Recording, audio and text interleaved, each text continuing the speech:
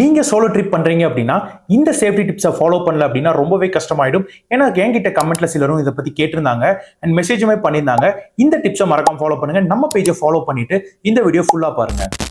First point, share your itinerary. So நீங்க எங்க போய் ஸ்டே பண்ண போறீங்க, எங்க இருக்கீங்க அப்படிங்கிறத உங்க ஃப்ரெண்ட்ஸுக்கோ ஆர் உங்க ஃபேமிலிக்கோ கண்டிப்பா ஷேர் பண்ணிருங்க.